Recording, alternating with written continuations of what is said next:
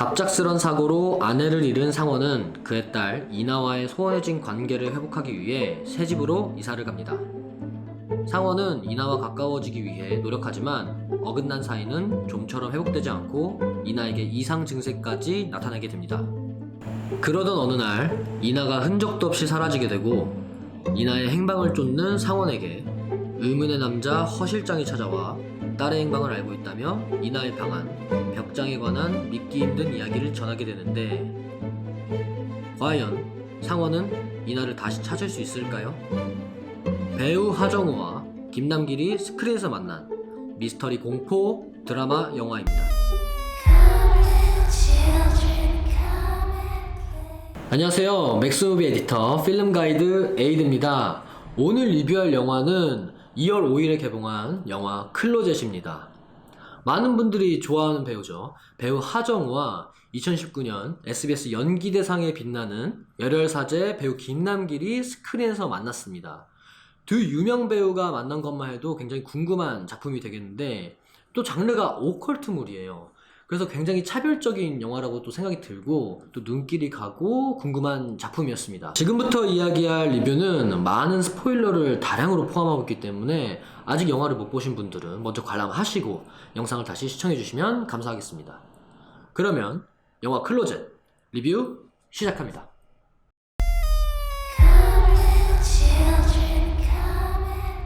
먼저 영화 클로젯의 볼거리에 대해서 이야기해보죠.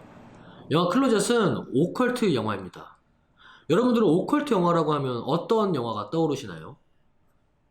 엑소시스트, 한국 영화로는 검은 사제들 이런 것이 있겠죠. 영화 클로젯은 영화 오컬트물답게 공포 영화를 그리는 방법론으로 이야기를 전개하고 있습니다. 영화 클로젯은 섬뜩한 모습의 CG나 분장 등을 이용해서 무섭고 잔인한 장면을 연출하고 갑툭튀나 음향 효과를 이용해서 깜짝 놀라는 장면을 연출하는 것처럼 소위 공포 영화에서 전형적으로 활용되는 장면들을 보여주고 있습니다. 그리고 세트와 소품을 이용해서 미술적으로 오컬트적인 분위기를 정성들여 보여주고 있습니다. 다만 아쉬운 점은 이러한 장면들이 인상적이지 않다는 것입니다.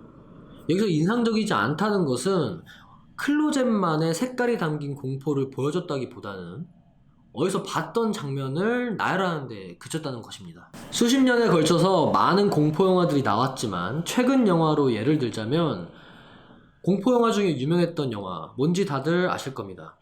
바로 제임스 완 감독의 컨저링과 한국 영화 곤지암이 있었죠. 이 두 영화 모두 많은 사람들에게 회자가 되는 이유가 많이 있겠지만 그 중에서도 이 두 영화 모두 각자의 색깔로 공포를 보여줬다는 점이 가장 키포인트가 아닐까 생각합니다. 컨저링은 귀신을 보여주지 않아도 무섭게 할 수 있다는 초중반 시퀀스 때문에 굉장히 신선했죠. 카메라가 전혀 집중하지 않는 곳에서 일어나는 의문의 움직임은 정작 등장인물들은 알지 못하고 관객들만 알게 되어 공포를 자아내는 그런 방식이었고요. 그리고 기존의 공포 영화의 클리셰를 약간 비틀어서 엇박으로 깜짝 놀래키게 하는 것은 영화 컨저링에서 고집한 신선한 색깔이었습니다. 그것은 결국 관객들의 내리에 각인된 이유였다고 생각합니다. 곤지암은 어땠나요? 한국 공포 영화에서 새롭게 시도된 1인칭 촬영 기법처럼 독특한 플롯을 이용해서 이야기를 전개하고 있어서 이러한 색깔이 결국 곤지암만의 색깔로 자리 잡으며 그게 긴장감을 배가시키는데 큰 역할을 했습니다. 이처럼 영화 클로젯도 관객들에게 기억될 만한 독특한 색깔이 있었으면 좋았겠지만 결국 공포 영화의 클리셰적인 부분에서 벗어나지 못한 느낌이 많이 들었습니다.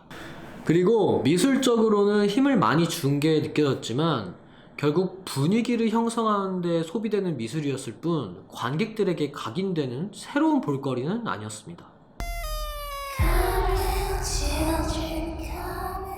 구성상으로는 기본적으로 발단 전개 위기 절정 결말이라는 5단 구성을 통해 그래도 깔끔하고 명백한 스토리라인을 가지고 있습니다. 그런데 영화를 다 보고 나니 가장 아쉬웠던 점은 이 영화의 장르가 불분명해졌다는 느낌을 받았기 때문입니다. 그 이유는 이 영화는 분명 오컬트물인데 화법은 공포영화처럼 그리고 있고 결국엔 드라마로 종결하고 있기 때문이었습니다.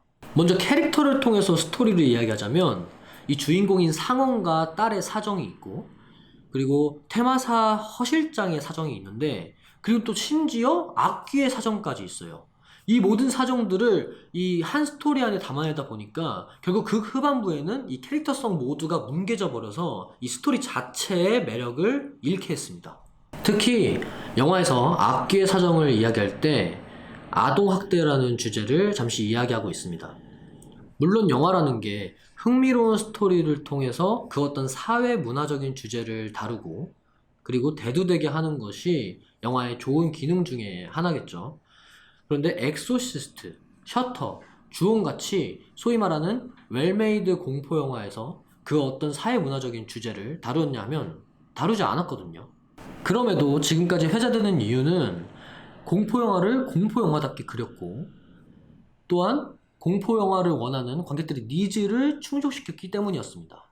차라리 검은 사제들의 악귀처럼 악귀는 악귀답게 단순하고 순수한 악행이 목적이자 이유였다면 20년 동안 어머니의 원수를 쫓아온 허실장의 분노와 복수심에 더욱더 공감하고 그런 캐릭터성이 더 부각되었을 거예요.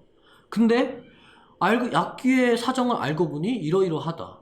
너무 딱하다. 그러니까 허실장이 마지막에 평화롭게 보내줘야 된다. 라는 전개는 20년 동안 어머니의 원수를 쫓아온 허실장의 캐릭터성을 완전히 사라지게 하는 겁니다. 이렇게 그게 결국에 드라마적인 요소를 넣었었어야 되는 것인가? 결국에 결말이 위아더 월드로 갔었어야 되냐? 소위 말해 한국의 신파가 마지막에 나왔었어야 되냐? 한다는 점은 역시나 너무나 아쉬웠던 점이었습니다. 이러한 이유로 영화 클로젯은 공포영화의 화법으로 이야기를 전개하고 있지만 결국 그 후반에는 우리 영화는 공포영화가 아니라 드라마야 라고 말하는 것 같아서 결국 공포영화를 기대한 관객도 만족 못하고 드라마를 기대한 관객도 만족 못하는 결과를 초래하게 되었습니다.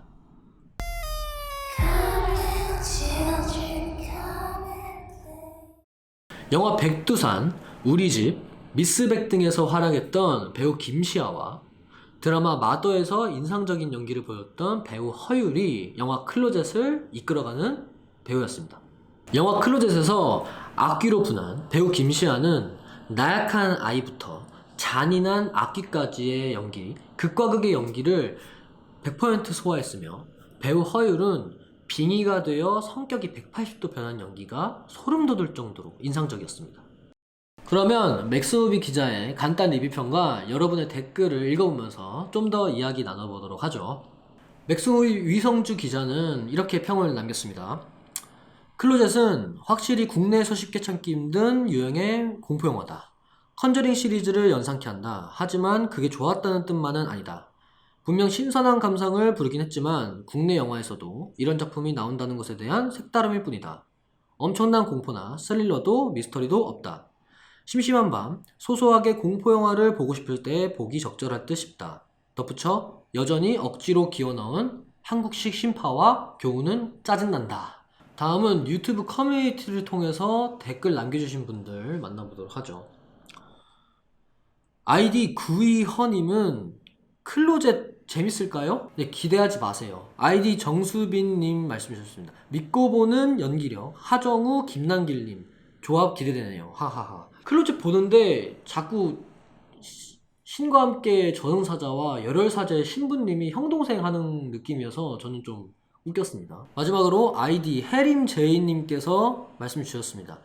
보기엔 공포 스릴러 같은데 아이가 사라진 게 다른 차원? 세계관으로 가는 이야기인가요? 어디로 가는 게 어떤 의미가 있는지 궁금하네요. 사실 이거는 약간 스포여서 좀 말씀드려도 될지 모르겠지만 뭐 애초에 뭐 스포 있는 리뷰이기 때문에 말씀드릴게요. 어디 다른 세계로 가는 거에 대한 의미는 없습니다.